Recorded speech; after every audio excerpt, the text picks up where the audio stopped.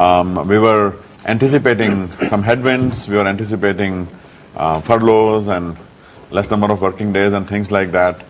And then we had the devastating floods in Chennai. So despite that, I am extremely pleased with the really amazing performance by our team, that we achieved 1.1% constant currency growth. Revenues have crossed 2.4 billion. And we managed to grow by more than 12.5, roughly 12.5% year on year, on a year-on-year basis, and still delivered 24.9% margin and a small EPS growth. And volume growth was very strong at 3.1% in this quarter, so we are very happy about that. And based on all of this, we are increasing our guidance for this current financial year to 12.8 to 13.2% on constant currency terms, compared to our previous guidance of 10 to 12% on constant currency terms. Overall, in the quarter, we saw growth, especially the thing that makes me proud is broad-based growth coming from innovation. Some of the grassroots innovation initiatives that we have embraced have started to produce tremendous results. More than 90% of our delivery organization is now participating in zero distance, has come up with some innovation, some value in every ongoing project. So it is a very, very large scale innovation endeavor. We are very proud of that. And on the systemic innovation, on the Aikido services, we have seen significant adoption. We see continued great adoption. The automation that is powered by our automation platform in I has now, in the last quarter, we saw more than 1,100 people equivalent simplification, meaning removal of work, 1,100 people worth of work because of automation. So that is already starting to show results. Our information platform, our big data and machine learning based analytics platform has now reached 200 of our clients. So that is something we are very proud of. And we saw growth in Finacle, in Edge, as well as in Panaya and Scava, in starting to reach scale. In Key, we are very proud of a lot of work that we have done with clients in managing the renewal of their legacy landscapes. We have launched a substantial effort in moving legacy systems to the cloud with new modern architectures and new modern software development techniques. That has started to reach a good scale. And in particular in design thinking, we have crossed 150 client engagements now, and that has started to show results. So overall, quite pleased with the broad-based results that we have started to see in the quarter, and that sets us up for a good quarter ahead and a financial year ahead of us. Praveen? Nothing to add. Yes, you have upped the guidance for the next quarter. Do you see a strong quarter four also, despite what's going on globally in terms of the markets suffering so badly globally? Do you still see a very strong quarter four? Well, people ask about what is happening broadly in the markets, and my personal take always is we are seeing a tremendous disruption in every industry around us on the power of computing, on the power of digital technology. And when the times are good, people need innovation, and especially when the times are bad, people need innovation. So we think that we are fortunate to be in an industry where all the capabilities of Infosys are perfectly aligned with the direction that our clients are looking for, whether it is the renewal of their existing landscapes or getting into completely new areas where software is making its way for the very first time with the power of intelligent systems and new digital experiences. So we are optimistic about the future. Obviously, we are not any more or less immune to the outside forces than anybody else, and there is a lot of stuff going on in the world around us. But generally, based on our visibility, based on what we see in our client atmosphere, we see enough confidence that we are improving our guidance for the remainder of this financial year. Hi, Chandra from ET Now. Hi, I have a Chandra. question each for Vishal, Praveen and Ranga. Vishal, beginning with you, I think this is the third quarter when Infosys has come above what the street was estimating. So help us understand, is it because your mining existing business is better, or has Aikido already started translating into growth? Because, you articulated the strategy, barely, I think, a few months back. So help us understand what's led to the sudden turnaround that we are seeing. And does this mean you will achieve the bellwether status even before the next fiscal? Are you on course for that? Praveen, give us a sense of the total TCV this quarter, because there was an analyst report which said that you guys are targeting, over 1 billion to 2 billion every quarter. And Ranga, despite Chennai floods, despite cross-currency, margins have still been better. So, help us understand what's really worked for you. I know volume growth would have been a factor, but apart from that, what has worked for you? Thank you. So, it is difficult to say, Chandra. I have been here with my family the last 3 weeks, going around our different DCs and visiting our employees everywhere. There is a tremendous sense of optimism, a tremendous sense of positivity in the company. There is a sense of confidence. David Kelly talked about this idea of creative confidence, and I see that. Yesterday, Praveen and I did what we call our zero distance session, where 25,000-30,000 people show up, and there is an incredible atmosphere, and that, I think, more than anything else, leads to all the positive atmosphere and the positive results. I think if we break it down, it is still too early for the big initiatives to have kicked in. It is largely a result of the increased confidence. We have equipped our teams with much better tools, with much better solutions, much better capabilities. If you look at our deal wins, our win rates have increased dramatically. Our attrition has come down dramatically. We are at 13.4% now on a standalone basis, which is so I think that the bad attrition of Infosys is a long and distant memory. So we are overall, there is a lot of things that are starting to kick in.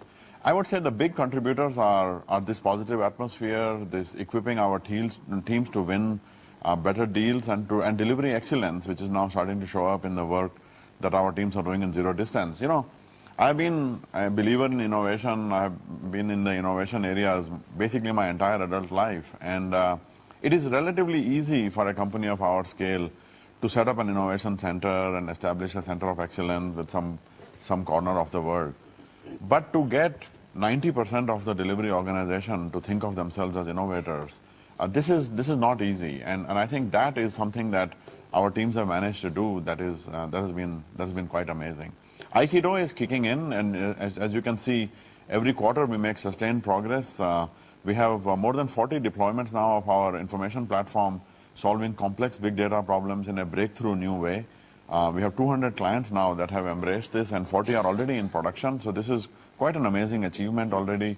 We have done more than 150 design thinking engagements. 70,000 of Infoscions have been trained on design thinking. And so that has started to kick in, and some of the knowledge-based, AI-based renewal efforts in our key initiatives started to kick in. We have many clients who have shared their success with us. ABN AMRO Bank, Deutsche Bank, Mitsubishi, Boeing, all these companies have started to see results of the work that we've been doing, and so we are proud of that. In terms of large deals, we have won 4 large deals totaling about $360 million TCV. In addition to that, we have won one potentially large deal which is more than close to $600 million, but it's not exactly committed. So being consistent with our criteria, we are not calling it out, adding it to the large deal. We had 3 deals which we were about to close, but because of the holiday season, it got pushed out. And 2 of the 3 deals in the last 12 days, we have actually converted it. So from that sense, I think we are pretty confident about the large deal pipeline. We have a total pipeline of about close to $3 billion. So all in all, I think it's the pipeline is very healthy and it's consistent with what we have been focusing on. Well, I think, hi, good morning, everybody, and happy 2016. Many of you reminded me, this is your first quarter, this is your first quarter. So it is almost like, first quarter feels like first love, in the sense that highly exciting. Yeah, highly exciting at the same time, a lot of unexpected pieces as well. I think this quarter we have navigated very well, and Q3 is traditionally, as Vishal was mentioning, traditionally there are seasonalities, there are furloughs and lower working days and things like that. But I think we navigated better than our expectations, And if you look at the year-on-year growth, in constant currency, we grew 12.5% and reported 8.5%. And if you look at the first 9 months, likewise, 12.5%. Coming to margin question that you asked, our margins, if you look at the first 9 months, are at 24.8%. And this quarter, the margin dipped by 60 basis points from 25.5 to 24.9. If you look at the math, it's very simple.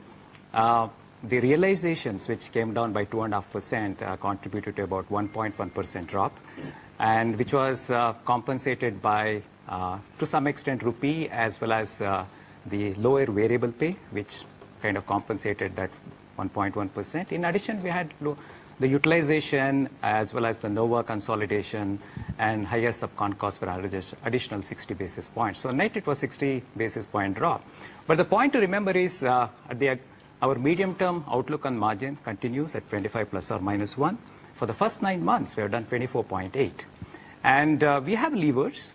For example, our utilization lever is still there. If you recollect, about 4 quarters ago, our utilization used to be in the late 70s. Now, consistently over the last 4 quarters, it is in early 80s. We still believe that we have scope for improvement of utilization. Likewise, on-site effort mix is at 29.5. We do believe that we have levers there to reduce that. Likewise, in on-site role ratios and so on. So I think overall, if you look at this quarter, we have navigated well and on multiple dimensions. There is scope for operational efficiency improvement, and we will continue to focus on that, as Praveen said. On the guidance, earlier it was 10 to 12%. Now we have increased it to 12.8 to 13.2. If you look at the first 9 months itself, it is 12.5. So that's the broad perspective on the quarter. Congratulations, gentlemen, for a good quarter.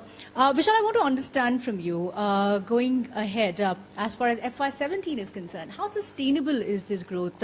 And, keeping in mind areas which were fairly softer, including oil and gas, aerospace, insurance, are you confident that this traction will continue? And more importantly, for FY17, how sustainable is the IT budget pipeline, the deal uptick that you're seeing right now? Praveen, to you, I don't mean to sound glass half empty, but there's a North America decline in terms of revenues. What is the outlook for the United States geography right now? And of course, there has been the omnibus spending bill, which will be increasing H1B and L1 visas. So what's your perspective? What is the kind of impact on margins? And Ranga, first quarter or not, you're a good luck charm. So any possibility for increasing that 24 to 26 margin band for FY17? So maybe I can start. I think the overall climate looks good. We mentioned 12.8 to 13.2 for this financial year, which means that we are comfortable with what Q4, this current quarter, looks like. And that will set us up for a nice ability to execute in the year ahead of us. We will give our guidance for the year in April or whenever we do our earnings next, as we look ahead to the year in front. But we, as we have stated previously, we are confident to get to industry-leading growth next financial year, which starts in April. So we are on track for that, I believe. I believe that this momentum is for sure sustainable. I believe certainly the impact of the grassroots innovation, the impact of many of the initiatives that we have put in place, and certainly the innovation, the systemic innovation work that we are doing, will all start to become more visible as we get into the year in front of us. I think it is still early stages of that, and these cycles are long. So we definitely believe that this momentum is sustainable, and we are optimistic and excited about the future, and we are maintaining our view that we'll get to industry-leading growth in the new financial year. In terms of the climate and the IT operating environment, we have to adjust our offerings, our areas in which we engage based on the unique nature of every client and the uniquenesses that are there in individual industries. So oil and gas, yesterday oil went below $30 per barrel and so forth. So we think that there is we have to adjust so we acquired the small company, Nova Consulting, which does more upstream exploratory work with data analytics and so forth. These kinds of offerings help us adjust our offering, our solutions to the times that are at hand. And I think that despite the individual pressures in certain industries, we feel comfortable with what the future holds for us. Yeah. So on the visa front, in the short term, we will continue to expect similar kind of measures across geographies. Initial estimate of potential impact for us because of the increased visa cost was about 0.3% impact on the margin. But in the last couple of days, we have got clarification that the increased cost applies only for new visas and not for amendments and transfers. So the impact will be much lower. But in some sense, it is a cost of doing business. But in the longer term, we have to look at how to diversify our resource base, how to increase recruitment on site, how to have a much more global workforce, how to create development centers on site, and so on. So those are some of the things we are working on over the next 2-3 years to mitigate this risk. Well, on the margin, we have always said that Vishal has multiple times reiterated we want consistent, profitable growth. I think that's clearly the key focus of our strategy execution. On the margins, we have said that 25% plus or minus 1 is our medium-term goal. The first 9 months, we have done 24.8%. As I said earlier, we have levers, and we want to optimize those levers. For example, the utilization in the last year typically used to be late 70s. Consistently now it is above 80s, and we still believe from current 80.6 it can move up. Likewise, in the on-site effort mix, 29.5, it can certainly, we're working towards moving down. And the subcontractor and employee costs, many other levers that we have that we would like to do through operational efficiency improvements further. And more importantly, I think, the currency is always there. We need to actively manage the currency, and this quarter has been extremely volatile in currency. And we have been, through our proactive currency management and hedging, we have been able to minimize the impact. So I think with these levers that we have given this outlook for 25 plus or minus 1%. And coming back to the other point that you asked, apart from the deal wins that Praveen talked about and which Vishal also briefly mentioned, our top account growth over the last 3 quarters, if you look at the first 9 months of the year, top 5 have grown 13% as compared to 12.5% in constant currency system for the company, which is higher than the company growth. As recent as Q4 of last year, we used to have flat to negative growth of those top accounts. This quarter, of course, they have been flat, but however, if you look at the 9 months basis, they have grown at 13% year on year. So there are some of the levers. That's the reason we clearly look at strategy execution, both in terms of large deal wins, top account mining, on these operational efficiency improvements. Hello, gentlemen. Rukmini Rao from Bloomberg TV India. Wish you all a very happy new year. Vishal, I want to understand from you, since you handle the top 15 clients of Infosys, if you're looking at the top 10 clients, we've seen a marginal degrowth, and also in terms of the repeat business, we have also seen some bit of softness. I want to understand from you, what exactly is happening there. Is it just a quarterly phenomenon? And Praveen, I want to understand from you, manufacturing and retail as industries, we're still seeing softness as for the numbers that you've given, but energy and utilities seems to have bounced back. So is the energy crisis over essentially? And Ranga, I want to get from you a sense of what the pricing has been like, and also for the next quarter, what do you expect? Thank you. So Rukmini, the top account actually, in the areas where we declined, it was a seasonal decline. So some of those are very large manufacturing and high-tech companies where there were furloughs and less number of days and so forth because of the holidays and things like that. So there is no particular systemic thing there that we are observing. Some of those clients are in Australia, where the currency impact has hit us despite the actual growth in terms of locally reported currency and so on. So overall, our engagement with the top clients, the top 10, top 25 clients, has never been stronger. And we feel like our relationship at a strategic level with our clients, certainly our top clients, is the strongest that it has ever been. So I feel very confident about that. And look, broadly, I mean, the world around us in every industry is going through this dramatic transformation with digital technology. And last quarter, we announced our partnership, a strategic partnership with GE. And GE obviously always talks about their own renewal as a software and a technology company. And this is happening in in every industry, in every walk of life.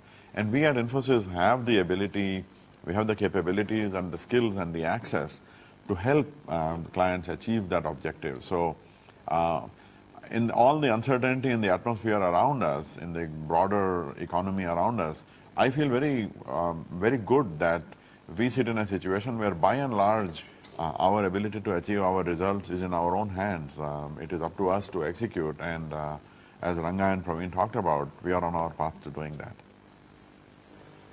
From a services perspective, we have seen the growth has primarily been in ECS, where we have seen about 4.6% growth on a constant currency basis, and in financial services, it's about 3.2%. While ECS in general has grown, it's primarily come from the utility segment, where we are seeing a lot more investment in replatforming, legacy modernization. They're focusing a lot of investments on the renewables, a lot of investments on customer experience, CRM, and so on. So we have been able to capture some share of that increased spend.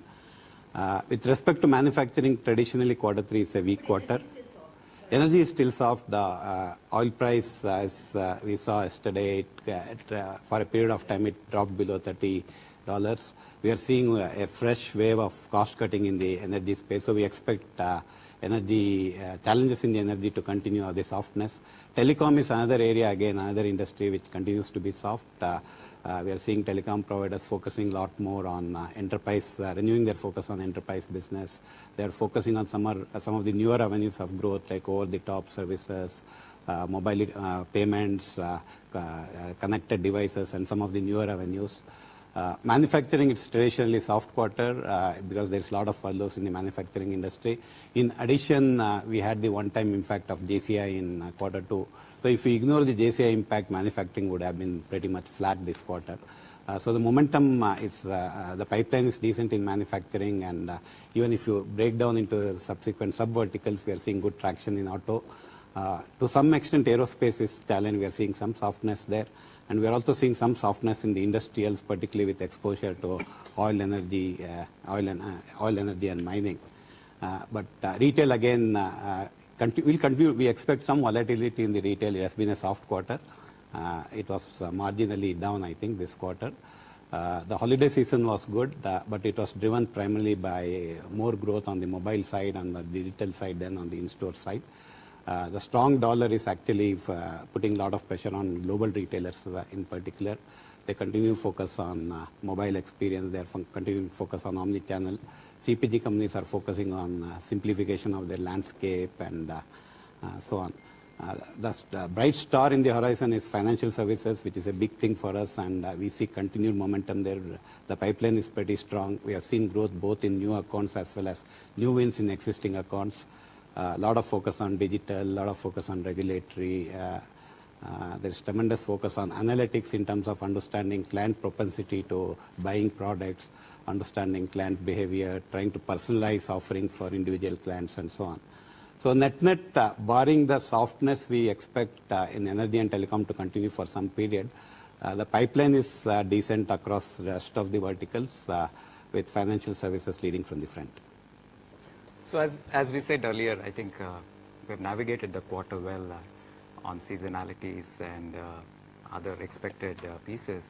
In addition, there were also unexpected events like Chennai, and we were able to the impact of Chennai has been insignificant, and thanks to the extraordinary work done by our delivery leadership team led by Ravi, and infrastructure leadership team led by Ramdas Kamath, and all the employees in Infosys Chennai. And coming back to the margin question that you asked, we are clearly in that, we have consistently said that we'll be in the band of 25 plus or minus 1%. And the first 9 months we are at 24.8%. And as I said earlier, we have levers to look at the margins improvement. But those levers, some of them like utilization, which is at 80.6% now, we have scope for improvement there, like subcontractor cost management, on-site role ratios, likewise the employee on-site effort mix, which is at 29.5. There are multiple levers that we have. We'll continue to work on them. On the pricing, if you look at sequentially, we had a realization decline of 2.5%. And if you look at also last quarter, we had a one-time that 23 million. If you look do apple-to-apple comparison, the pricing decline is 1.5%. But the more in the quarter-to-quarter these changes are there, the more relevant number is year-on-year. Year-on-year, if you look at the pricing decline has been 4.5% in reported basis and 1.2% on constant currency basis. So the whole endeavor is look, as Mr. Murthy used to say, market determines the price and the company has to manage the cost and make itself more competitive through innovation, productivity that Vishal talked about. That we will certainly work towards. That's the broad picture. In the near term, these pricing pressures would be there and we have to navigate. So the productivity measures that we have deployed in each of the services lines and the automation piece, we hope that, to some extent, we need to offset the price in the coming quarters. Let's see how we do on that. Vishal, any closing comments? So we are pleased with the results of the quarter, with what our team has managed to achieve, despite the traditional seasonalities and then additional headwinds that we saw. And that performance, which is a combination of the grassroots innovation combined with the structural innovation that we have put in place, both picking up momentum as the quarter went along, has set us up for a good road ahead, and so we are looking forward to that. Thank you.